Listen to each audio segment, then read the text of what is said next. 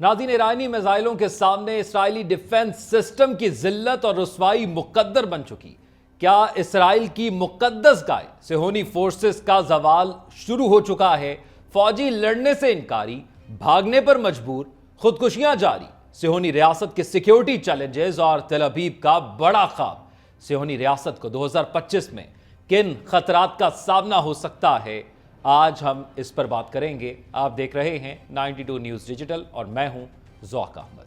नाज़रीन, 2025 के आगाज के साथ ही सेहोनी रियासत एक ऐसी नई और बेमिसाल सूरत हाल में दाखिल हुई है जो पिछले सालों के बरक्स मामूल के चैलेंजों के अलावा दाखिली, इलाकाई और आलमी सतह पर वसी चैलेंजों का सामना करने पर मजबूर है। अगरचे सेहोनी हुकूमत एक मजबूत मईशत, बेहतर सनती सलाहियतों और जदीद टेक्नोलॉजी की हामिल है, लेकिन उसे एक नाजुक सिक्योरिटी सूरत हाल का सामना है। खास तौर पर तूफान अल-अक्सा के बाद जो इस हुकूमत की तारीख में एक संगे मील था और महासिर तारीख में पहली बार उसे हमले की पोजीशन से दिफाई पोजीशन में मुंतकिल कर दिया। इस वाक़े ने गैर मामूली नुकसान पहुंचाया। गुज़िश्ता बरसों में इसराइली मुतल्लिका इदारे खतरात और चैलेंजेस की तरजीहात की तरदीब देकर खास महाजों पर तवज्जो मरकूज करते रहे जिन्हें वो इसराइल के लिए नुकसानदेह समझते थे। इसराइली तहकीकी मराकज़ के मुताबिक मकसद किसी भी तरफ से होने वाली तब्दीलियों का फौरी जवाब देना था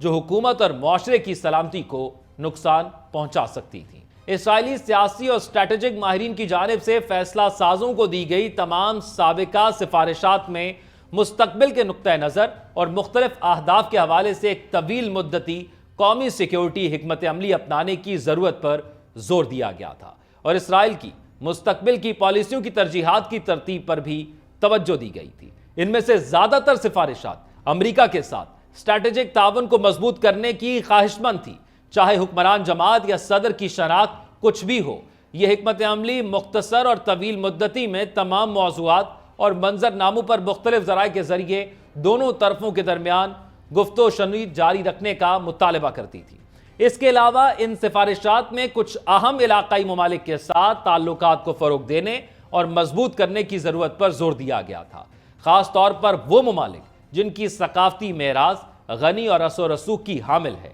इसी तरह इन सिफारिशात में उन ममालिक के साथ ताउन को बढ़ाने की ज़रूरत पर भी जोर दिया गया था जिनके साथ इसराइल ने पहले ही मुआहिदे पर दस्तखत किए हैं, जैसे मिस्र, या वो ममालिक जो इसराइल के साथ ताल्लुकात मामूल पर ला रहे हैं, जैसे सऊदी अरब और खित्ते के दीगर ममालिक हैं। इसके अलावा इसराइली माहिरीन ने ईरान के मुमकिन खतरे से निपटने के लिए एक इलाकाई फ़ज़ाई दिफाई निज़ाम के क़याम की सिफारिश की। यह जुज़वी तौर पर गुज़िश्ता साल की वादा सादिक कार्रवाइयों के दौरान ईरानी मिसाइलों का मुकाबला करने की कोशिश के ज़रिए पूरा किया गया।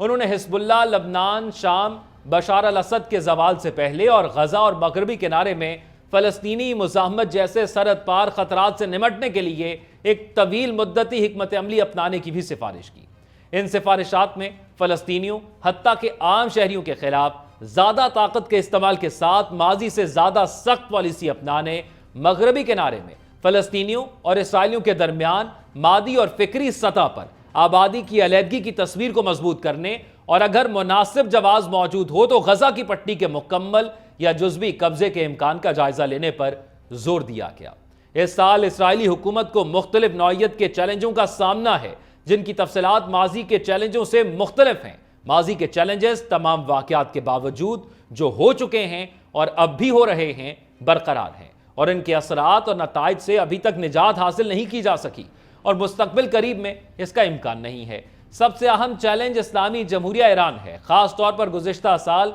दोनों फरीकों के बराह रास्त तसादुम के बाद और शुमाली मकबूजा फ़लस्तीन की सरहदों पर हिज़्बुल्लाह का चैलेंज भी अहम है। इसराइल बावजूद इसके कि इस पर फतह का ऐलान किया और उसके आला कमांडरों को ख़त्म किया, अब तक उसको एक हकीकी कामयाबी में तब्दील करने में नाकाम रहा और शुमाली बस्तियों में रिहायशियों की वापसी का ना होना इसका सबूत है।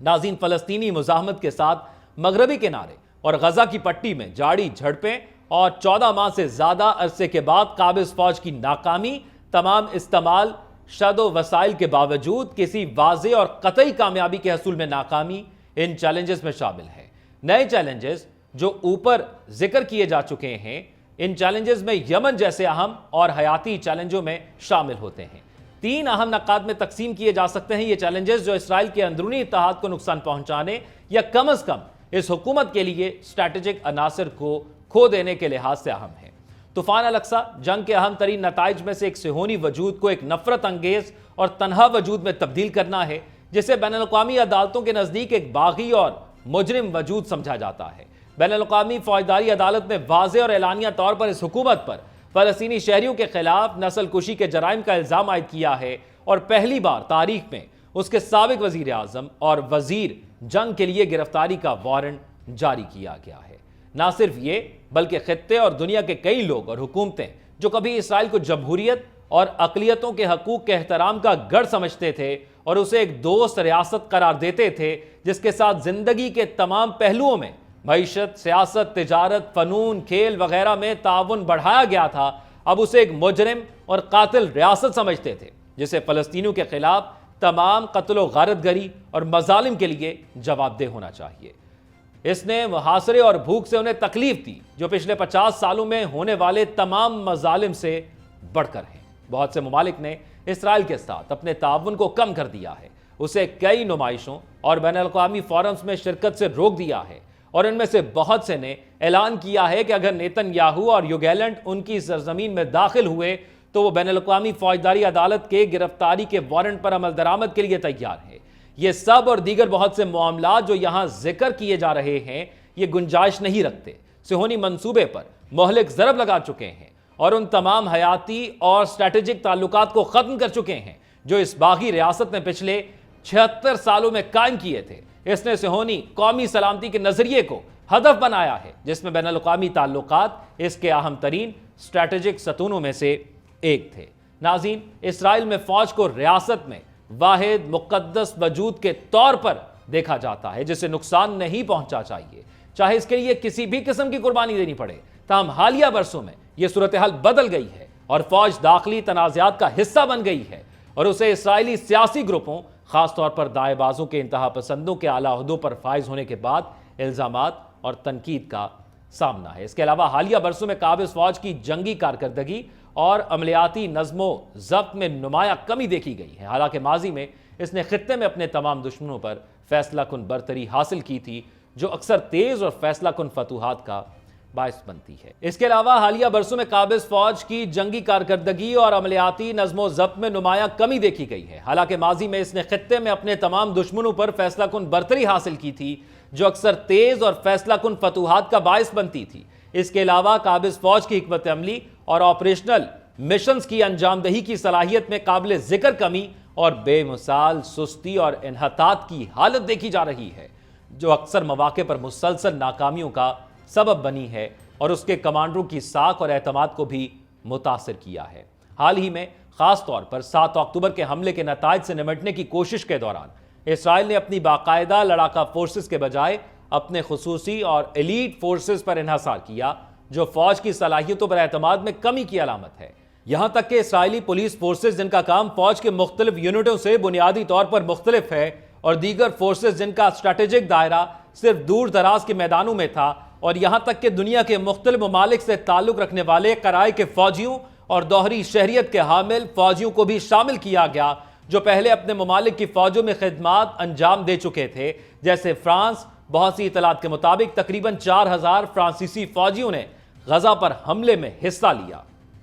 مستقبل میں خاص طور پر غزہ کی جنگ اور خطے میں اس سے منسلک محاذوں کے خاتمے کے بعد اسرائیل اور خاص طور پر اس کے سیکیورٹی اور فوجی اداروں کو فوج کی تصویر کو اس کے عروج کے دونوں میں آپس لانے کے چیلنج کا سامنا کرنا پڑے گا اور ان دنوں کی طرف واپسی کرنی پڑے گی جس کا خواب اس نے دیکھا تھا۔ یہ کام بالکل بھی آسان نہیں ہوگا کیونکہ اس کی مسلسل ناکامیاں کچھ معمولی کامیابیوں کے باوجود ایک ایسا دباؤ ڈالنے والا عنصر ہوگا جو مزید انحطاط اور سستی کا سبب بن سکتا ہے اور بالآخر تباہی اور زوال کا باعث بن سکتا ہے۔ یہ یقیناً اس کا مطلب ہوگا کہ آخری دفاعی دیوار کا خاتمہ جس پر قابض حکومت اپنی بقا کے لیے انحصار کرتی تھی۔ اسرائیل کے قیام کے بعد سے اسرائیل کی طویل مدتی حکمت عملی اس کی حیثیت کو ایک یہودی جمہوری مضبوط پرامن اور خوشحال ریاست کے طور پر مستحکم کرنے پر مرکوز رہی ہے تاکہ اس چیز کو حاصل کیا جا سکے جسے قومی سلامتی کہا جاتا ہے۔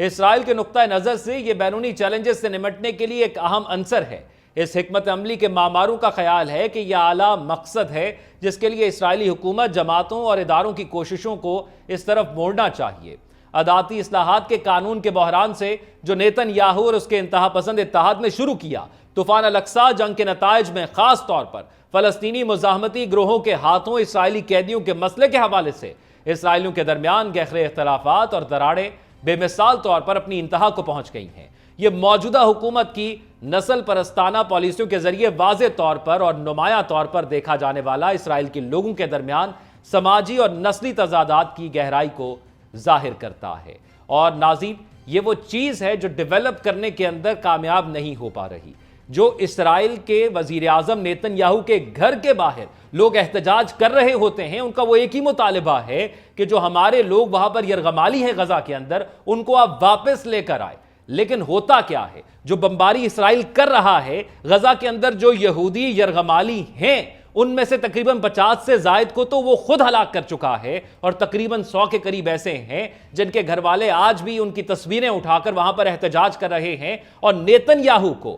بزور طاقت ان کو وہاں سے روز ہٹانا پڑتا ہے۔ غزہ کے خلاف جنگ اور خاص طور پر لبنان میں اور شام میں ڈرامائی واقعات میں کچھ حکمت عملی کی کامیابیوں کے حصول کے بعد حالیہ 2 ہفتوں میں یمن سے مسلسل میزائل حملوں اور غزہ میں ناکامیوں کے جاری رہنے اور شمالی بستیوں میں آباد کاروں کی واپسی نہ ہونے کے باوجود بہت سے اسرائیلیوں کے درمیان مستقبل کے بارے میں تشویش اور بے یقینی کا ماحول قائم ہو چکا ہے، جو کہ سلامتی اور سیاسی سطحوں تک پہنچ چکا ہے، اور قابض حکومت کے رہنما ابھرتی ہوئی نئی پیچیدگیوں، خاص طور پر اس کے علاقائی جہتوں سے پیدا ہونے والے خطرے کو محسوس کر رہے ہیں۔ اور یہ ایک خطرہ جو ایک امید غزہ کے لوگوں کی جانب سے وہ جگانا چاہتے تھے پوری دنیا کے اندر، وہ عرب ممالک کے حوالے سے تھی۔ انہوں نے دیکھا کہ 6 سے 7 عرب ممالک اسرائیل کو تسلیم کرنے جا رہے ہیں، تو اس صورتحال میں انہوں نے ایک جنگ کا آغاز کرنے کا فیصلہ کیا۔ انہوں نے اپنی آواز کو بلند کرنے کا سوچا،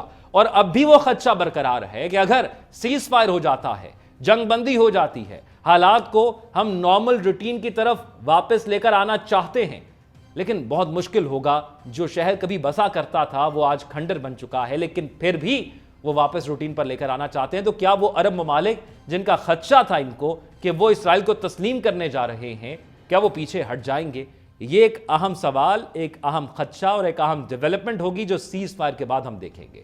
ناظرین، کی جو منظرنامہ آپ کے سامنے پیش کیا ہے، یہ منظرنامہ غزہ کی جیت ہے، یہ وہاں پر موجود مجاہدین کی جیت ہے، جو اسرائیل جس کو عرب ممالک پوری دنیا تسلیم کر رہے تھے اور جن کے ظلم اور بربریت پر کوئی بات نہیں ہو رہی تھی، انہوں نے اپنی جانیں دے کر لوگوں کو یہ یقین دلایا، لوگوں کو یہ باور کرایا کہ ان کے ساتھ کتنا ظلم ہو رہا ہے۔ اور جب اسرائیل سے وہ جذبہ، وہ طاقت کنٹرول نہ ہوئی، تو پھر سوچا کہ انسانیت کی تمام حدیں پار کر دی جائیں، جو پوری دنیا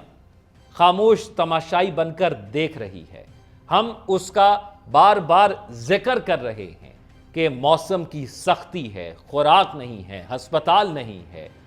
خیمے جو ہیں جہاں پر وہ بس رہے ہیں وہاں پر ان پر بمباری کی جا رہی ہے، لیکن اس پر آواز آ رہی ہے، پوری دنیا سے آ رہی ہے، لیکن عملی طور پر کوئی اقدام نظر نہیں آ رہا۔ آپ کیا رائے رکھتے ہیں؟ کمنٹ سیکشن میں آگاہ کیجئے گا۔ اپنا خیال رکھیے گا۔ اللہ حافظ۔